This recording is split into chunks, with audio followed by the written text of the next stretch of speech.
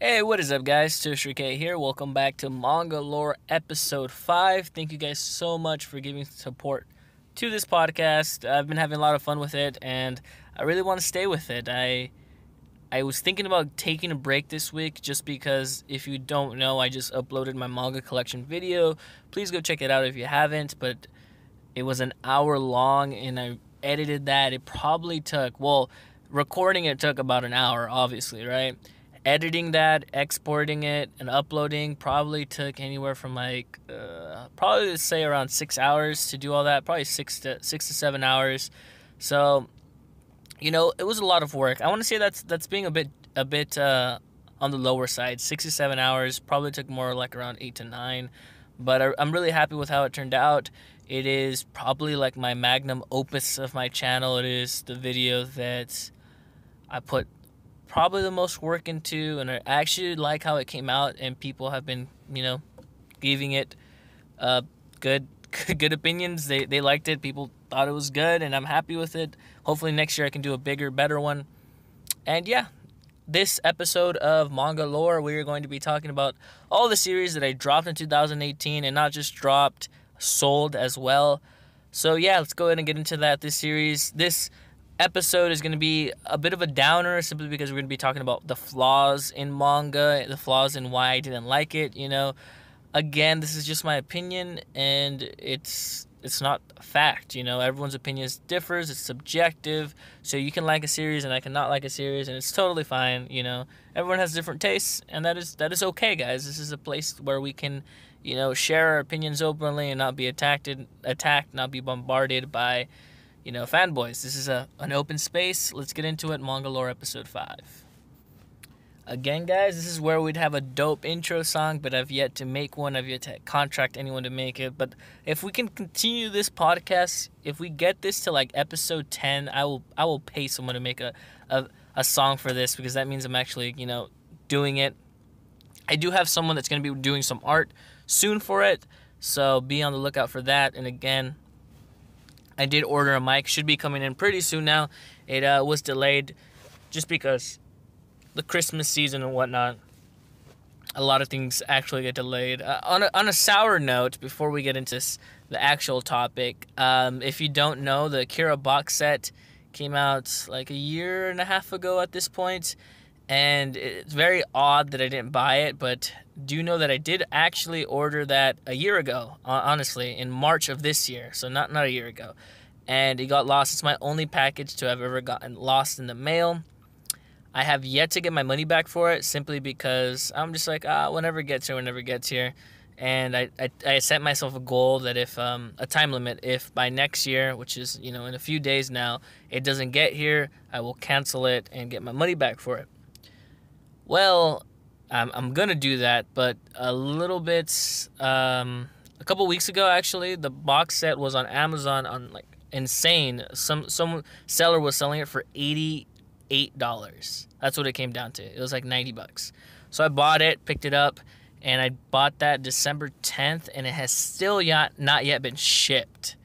So I think I'm just going to cancel the other thing, get my money back, and just buy it eventually down the line. It is something I'd like to have in my collection, but I'm not in a rush to buy it. It's not a big thing for me.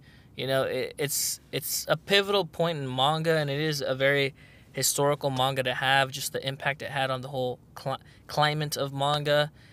It influenced a lot of people. A lot of Kanye West was influenced by Akira, by the movie at least, but the manga spawned from the movie, right? So that kind of sucks, but whatever. I ranted too much on that, but just know that's the reason why I don't have the box set. I've actually tried to buy it twice, and both times I've been fucked. But whatever, let's get into the main part of the video, of the podcast. Let's talk about the manga I've dropped this year, and if you see the thumbnail, 7 Deadly Sins, it's going to be one of them. So let's start it off with 7 Deadly Sins. I think it's appropriate. Honestly, I like this series. I really liked it in the beginning. I think there are some people that don't like it. They feel like it's trashy. They feel like it is very, very generic.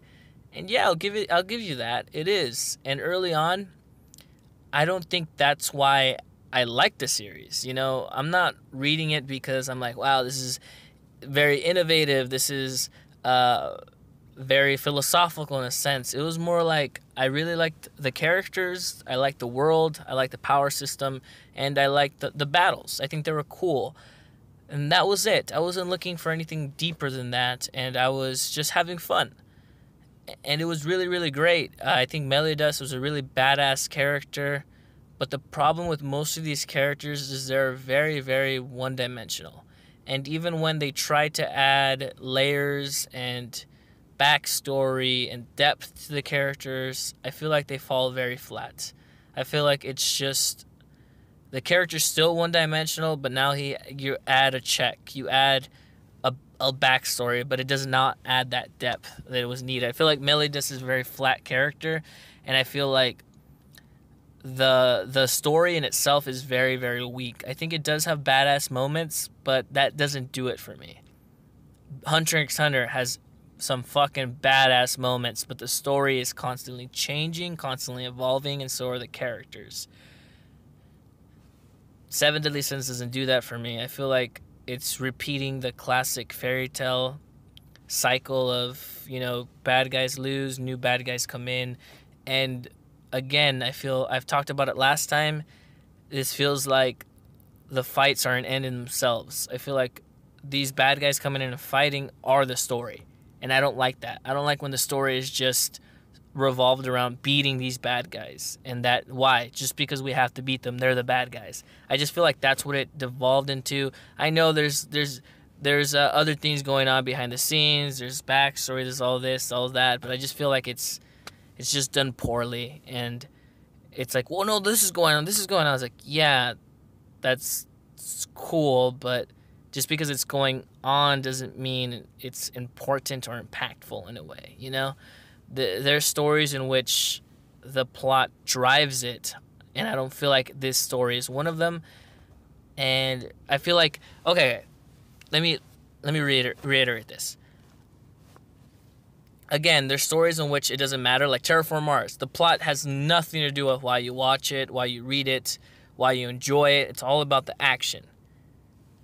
They know that. They're conscious of that. Yes, they're still giving you a story, because without that, there is no vehicle in order for this, story to progress. But they're giving it to you, but they're not like spending a lot of time and resources on that story, because they know that's just there for us to get these actions and fight scenes. Seven Deadly Sins feels like they're giving us this story and really putting a lot of resources into it, because they feel like this is the reason why you're reading it. No, and it's not good, in my opinion at least. I feel like the reason why I was reading it was because the action was really, really good. The characters were really badass. And then they started trying to feed you this story as if it's good. I'm just like, this isn't a good story, in my personal opinion. And it felt very repetitive. That is why I didn't like Seven Deadly Sins, and I dropped it. I feel like the more I go on, the less of a point I'm making, because this is really something that I don't know. I just feel like I can't articulate it correctly. But those were my thoughts on why I didn't like it. I feel like if you come in, you can dismantle all those, but again, it's just an opinion. And if I say I don't think the story is strong, and you argue that you do think the story is strong, I don't think we can go anywhere with that argument. Because I will continue to say it's weak. You'll try to prove points on why it's strong, and you just be like, well, it's just an opinion. We start bringing in other stories that have stronger stories, and then it goes downhill from there of nothing being solved. But again, my personal opinion. Let's move on to the next one. This one's a sad one, because I really, really enjoy this series. It was actually one of my favorite shonens. I was really hyped on it. It was Shokugeki no Soma. Man, I really loved this series at a time. This is like, I want to say, at around chapter 140. That's where I think, after like chapters 160, that's where it starts going downhill for me. I think the first like 14, 15 volumes, when I was still actively buying the volumes, I was in love with that series. And I think I would still really like this series if it would have just ended. If they could have just ended after the whole him beating the first chair and whatnot. I think that would have been a good place to end it. I feel like Food Wars needed to be a series that ends within 20-something volumes. And I just personally think it went downhill after volume like 15, 16, because after volume 15, 16, he still hasn't become the first chair, I believe. I believe he's barely the first chair now. I'm not even sure. I haven't read it since then. But they make it seem like it's not close to ending. At that point in the series, I wanted to start it. I wanted to feel like, hey, we're going to wrap up soon. Within 100 chapters, we'll be done. And no, and I think we're on like chapter like 300 or something. I don't even know. It could be more than that. And this series keeps going. I don't know what they're doing now, but at that point, it kind of just felt like they were grasping at straws there. Like they were just pulling out a bunch of people and like fighting and like, yeah, you battle him, you battle him. It's like, oh, you beat him. Well, now you got to beat this guy because this guy's actually better. And it's just, I wanted it to end. Like, I want there to be a goal in mind, and once we kind of reach that goal, be like, all right, cool, the story's ending soon, because it was just getting a bit repetitive, in my opinion. It was like the same shit over and over again. It was like, oh, is he gonna beat this person? It was like, oh shit, that person's a badass. Oh, he won. Cool. And it's just like keep doing the same shit, And I really, really do like that arc. I think it's like volumes like 10 or 11. I'm not sure. I don't even remember the names. When Soma was fighting those other two dudes, when it was like a three-way between him, the guy with like long hair, who I think becomes like a bad guy, and then that other guy who's that girl's, Arena's cousin's like fucking best friend or some shit, when they were fighting for like number one. That was fucking sick. That was a good arc. That was dope. Everything building up to that's really dope. I just don't know where it's at now, and I feel like maybe I should go back and read it, but I don't know. This Food Wars always seemed like a series that needed to wrap up quickly, or else it'll just go off the rails and just do things that I didn't want it to do. But hey, people are still reading it. People still like it. Good for them, but I don't think that's a series that I want to collect in my collection. I sold it off like Seven Deadly Sins. It's just a lot of space for a series that I believe should have ended a lot sooner. But, what can you do? I still recommend reading Food Wars. I think the beginning's really good. It's very different. The only thing was like the ecchi kind of got me too. That was another like Food Wars had always had one strike in my opinion, just because the ecchi was a bit much for me, and I don't like ecchi. I just think it's too much sometimes, and sometimes I do like reading. Say if you're ever reading in public, that's not something you'd bring out, but you know that in the back of your head. So don't take Food Wars out in public, because there's gonna be some scenes that'll make you look fucking strange. But just take something else.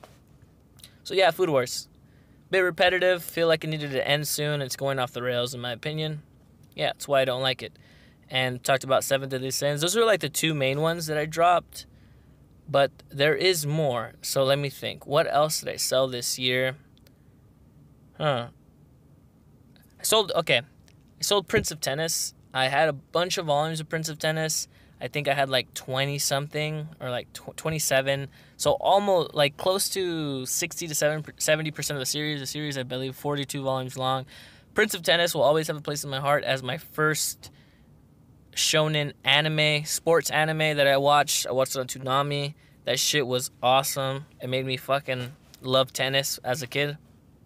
And then I went on to read the manga, and that was like one of the first sports manga, and I read that when I was younger. And then I reread it like 4 years ago, and holy fuck, that is insane. Prince of Tennis, this is a small spoiler, and it's not even a big one. It's ridiculous. Literally, the funniest thing and the worst thing about Prince of Tennis is halfway through the story, I forget what chapter, it's like close to 200 chapters. 200 chapters in, out of nowhere, a character creates a doppelganger. And this story has no powers whatsoever. There's been no hint at a power system, at anything. Out of nowhere, character creates a doppelganger. And everyone's just like, oh shit, he made a clone. Cool. It's like, wait, what? There's powers? And from there, there's fucking people using powers. Some guy's taking away people's fucking senses. And this other guy's doing fucking meteor strikes and fucking destroying walls with a tennis ball. And it's like, what the fuck is going on? It's insane. It's like out of nowhere and it's hilarious. But it just goes completely like Dragon Ball Z power-ups. And it's crazy, and it takes away from the series, most definitely. It just goes out of control, but it still has a place in my heart. And I sold it because it's a lot of volumes. It's 42 volumes to have. I don't have much space right now, and it isn't a series that I consider amazing. And in my collection, which I'm going to do a podcast in the future, because I'm struggling with what do I want to collect and what do I just want to read. And there's still, like, right now I think I have... In my manga collection video, I had 500 plus volumes. I didn't actually like count every single one. It was somewhere from 500 to 600, and I still have like another 100, 150 volumes in a box that I need to sell or give away in the future. And out of my collection, I think there's still some series in there that I want to get rid of, that I want to not have. As of now, I'm not sure, but I'm just struggling with what do I want to collect and what do I just want to read. It's hard. And Prince of Tennis, I cut it this year because that is a series that I like. I will talk great about. You know, I have a lot of nostalgia for the series, and I'll read it again online one of these days, but I don't want to have it in my place in my collection, at least not now in my life.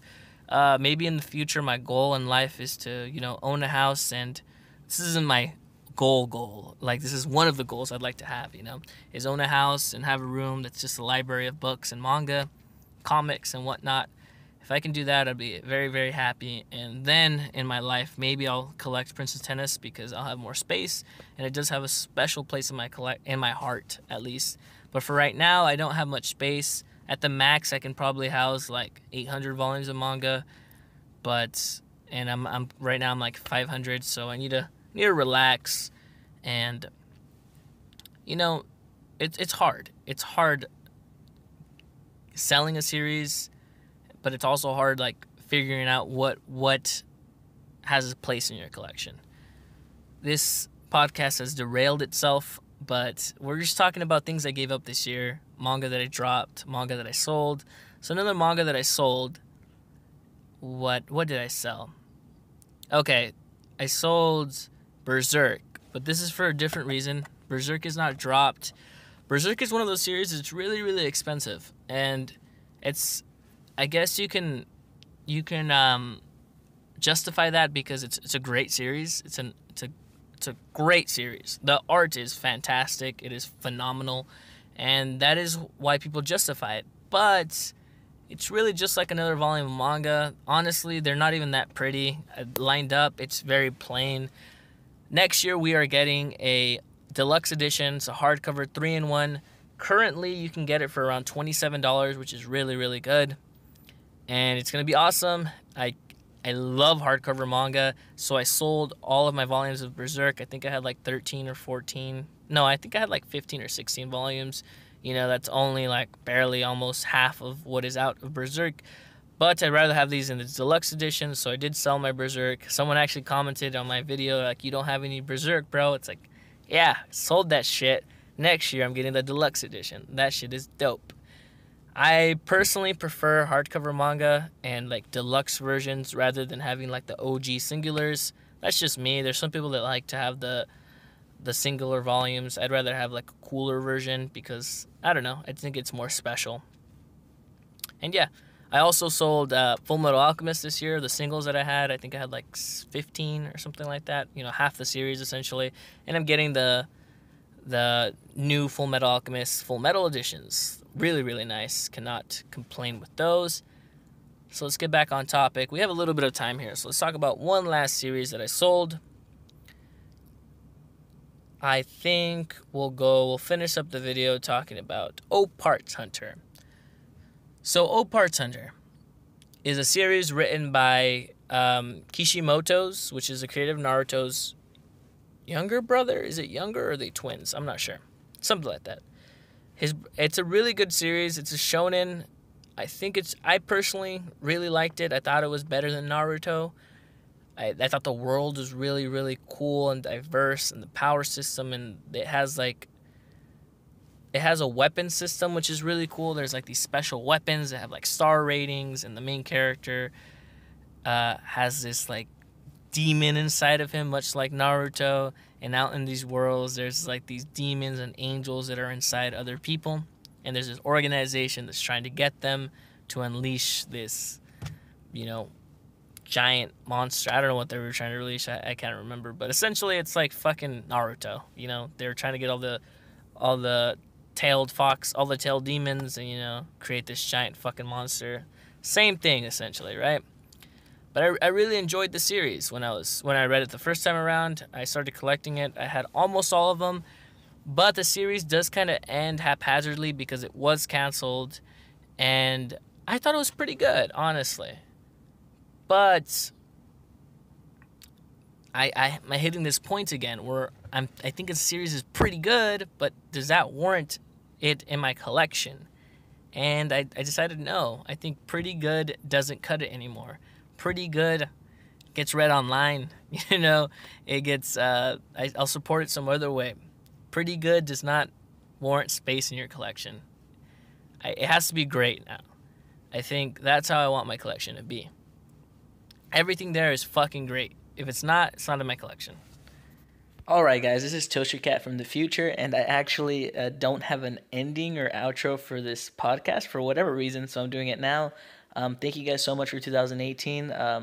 High hopes for 2019, but I'm really in a rough place right now where I really don't know what I want to upload or what I want to do.